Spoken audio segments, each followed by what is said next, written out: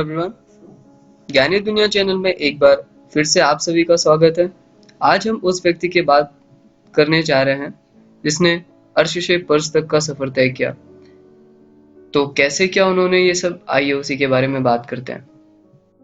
अगर देखा जाए तो दुनिया में रोज बहुत सारे लोग नौकरी से निकाले जाते हैं या नौकरी पाने के लिए कंपनियों के दरवाजे खटखटाते हैं। उनमें से कुछ लोगों को तो नौकरी मिल जाती है और कुछ को नहीं। लेकिन दुनिया में कुछ लोग ऐसे भी होते हैं जो नौकरी ना मिलने पर निराश नहीं होते, पर खुद की कंपनी खोलने के बारे में सोचते हैं। इन्हीं में से एक जुनूनी, मेहनती, काम करने के लिए एक हद तक पागल व्यक्ति का नाम जैक मा है, जो चीन के सबसे अमीर लोगों में से एक है। उन्होंने चीन की सबसे बड़ी ई कॉमर्स साइट अलीबाबा का निर्माण किया। एक बार केएफसी में नौकरी के लिए जब केएफसी पहली बार जैक मा के शहर में आया था, इस नौकरी के लिए 24 लोगों ने आवेदन किया था, जिसमें से 23 लोगों का तो चयन हो गया था, लेकिन एकमात्र जैक मा का चयन नहीं हुआ था। आप इसी बात से अंदाजा लगा सकते हैं कि उन्होंने अपने जीवन में कितनी ठोकरें खाई हैं। आइए जानते हैं जैक मा का अर्श से पर्श तक की कहानी।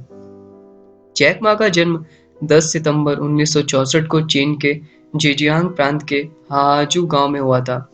जैक मा के माता पिता का पारंपरिक नाटक और कहानियां सुनाने का काम था। इसी से उनका जीविका चलती थी। जैक मा को बचपन से ही अंग्रेजी सीखने की इच्छा थी। अंग्रेजी सीखने के लिए उन्होंने किसी शिक्षक का सहारा नहीं लिया। वे प्रतिदिन सुबह साइकिल से घर के पास की होटल तक जाते थे, जहां अक्सर विदेशी नागरिक ठहरते थे। जैक मा शुरुआत में उनके साथ टूटी फूटी अंग्रेजी में बात किया करते थे, क्योंकि चीन में चीनी ही मुख्य भाषा थी और अंग्रेजी सीखना जरूरी नहीं माना जाता था। अब वो अपने खाली समय में विदेशी लोगों को मुफ्त में शहर का गाइड कराते थे, जिससे उनकी प्रैक्टिस भी होती थी और उनको अंग्रेजी में सुधार भी हो रहा था। उन्होंने 9 सालों तक यही काम किया। एक इंटरव्यू में उन्होंने कहा था, इस दौरान उन्होंने न केवल अंग्रेजी सीखी, बल्कि पश्चिमी लोगों की तकनीक और स्टाइल को भी देखा और उन्हें बारीकी से सीखा। इन विदेशियों को गाइड करते समय एक विदेशी मित्र से उनकी गहरी मित्रता हो गई, जो जाने के बाद उन्हें एक पत्र लिखा करता था, और उसी विदेशी मित्र ने उन्हें जैक नाम दिया, क्योंकि चीनी में उनका नाम बोलना और लिखना बड़ा कठिन था। तब से उनको जैक के नाम से ही जाना जाता है। हालांकि जैक मा पढ़ाई में बिल्कुल अच्छे नहीं थे। वो 5वीं कक्षा में ही 2 बार फेल हो चुके थे और 8वीं कक्षा में भी वो 3 बार फेल हो चुके थे। बाद में बड़े होने पर उन्होंने अपनी विश्वविद्यालय प्रवेश परीक्षा दी तो 3 बार इस परीक्षा में फेल हो गए। प्रसिद्ध हार्वर्ड यूनिवर्सिटी ने उन्हें 10 बार रिजेक्ट किया। इसके बाद जैक ने हजाओ टीचर्स इंस्टीट्यूट में दाखिला लिया, जहां से 1988 में उन्होंने अंग्रेजी में स्नातक परीक्षा उत्तीर्ण की। स्कूल के दौरान जैक को विद्यार्थी परिषद का अध्यक्ष चुना गया था। स्नातक के बाद वो हजाओ यूनिवर्सिटी में अंग्रेजी और अंतर्राष्ट्रीय व्यापार के लेक्चरर बन गए। जैक मा के कैरियर की शुरुआत काफी कठिन और चुनौतीपूर्ण रहा। जैक मा ने 30 अलग-अलग जगहों पर नौकरी के लिए आवेदन किए, लेकिन हर बार उन्हें निराशा ही हाथ लगी। जैक मा सबसे पहले एक पुलिस की नौकरी के लिए आवेदन किए, लेकिन ढीला-ढाला देखकर उन्हें साफ मना कर दिया गया। इसके बाद उन्होंने केएफसी में आवेदन किया, जहां उन्हें फिर से निराशा ही हाथ लगी। जैक इंटरनेट की दुनिया में बिजनेस करने से पहले एक ट्रांसलेशनल कंपनी चलाते थे। 1994 में जैक मा ने पहली बार इंटरनेट का नाम सुना, जिसके बाद वे अमेरिका गए और वहां उन्होंने इंटरनेट देखा और उन्होंने सबसे पहला शब्द इंटरनेट पर बियर, बालू टाइप किया। उनके सामने कई देशों के बियर ऑप्शन दिखे, लेकिन चाइनीज बियर नहीं दिखा। अगली बार उन्होंने चीन के बारे में सामान्य जानकारी ढूंढने की कोशिश की, लेकिन फिर वो चौंक गए कि चीन को कोई जानकारी इंटरनेट पर उपलब्ध नहीं थी। अपने देश की जानकारी इंटरनेट पर ना होने से जैक को काफी दुखी हुई, क्योंकि इससे उन्हें लग गया कि चीन तकनीकी क्षेत्र में अन्य देशों से काफी पीछे है। इसी वजह से उन्होंने अपने दोस्तों के साथ मिलकर चीन की जानकारी देने वाली पहली साइट अगली बनाई। इस वेबसाइट के बनाने के महज 5 घंटों के भीतर उन्हें कुछ चीनी लोगों के ईमेल आए, जो जैक के बारे में जानना चाहते थे। तब जैक मा को एहसास हुआ कि इंटरनेट से बहुत कुछ किया जा सकता है। 1995 में जैक मा, उनकी पत्नी और दोस्तों ने मिलकर $20,000 इकट्ठे किए और एक कंपनी की शुरुआत की। इस कंपनी का मुख्य काम था कि दूसरी कंपनियों के लिए वेबसाइट बनाना। उन्होंने अपनी कंपनी का नाम चाइना येलो पेजेस रखा।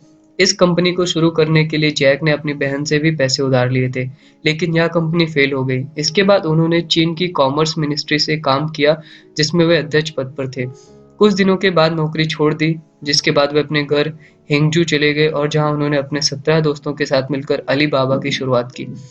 अलीबाबा कंपनी का सफलता का अंदाजा इसी बात से लगाया जा सकता है कि इस कंपनी ने अपना आईपीओ 4080 रुपए मतलब कि $68 पर पेश किया था और मार्केट खत्म होने पर इसकी कीमत 5,711 यानी $93.89 हो गई थी।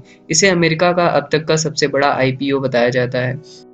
ग्लोबल ई कॉमर्स सिस्टम को सुधारने के लिए 2003 में जैक मा ने टाओबो मार्केटप्लेस की स्थापना की, जिसके बढ़ते प्रभाव को देखते हुए ईबे ने इसे खरीदने का ऑफर दिया, लेकिन जैक मा ने ईबे के प्रस्ताव को ठुकरा दिया और इसके बजाय उन्होंने याहू के को-फाउंडर जेरी से $1 मिलियन की सहायता ली।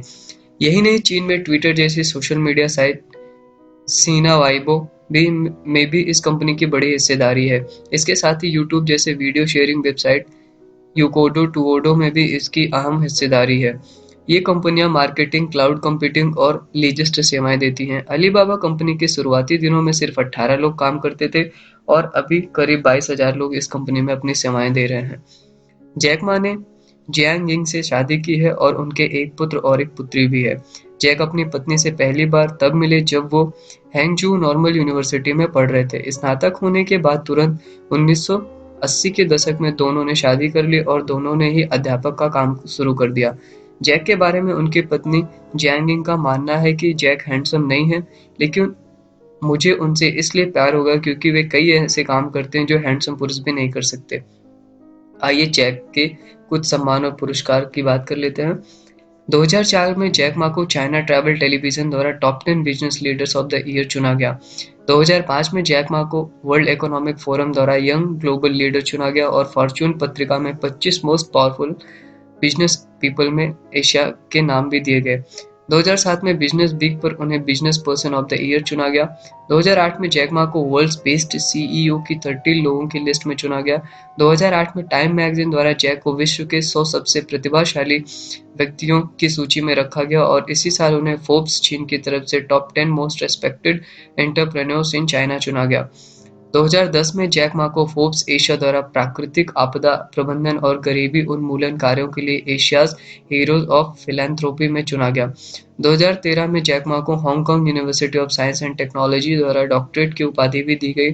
2014 में फोर्ब्स द्वारा विश्व के 50 व्यक्तियों की सूची में 30वां स्थान दिया गया। 2015 में जैक को द एशिया अवार्ड्स में एंटरप्रेन्योरशिप ऑफ द ईयर से नवाजा गया।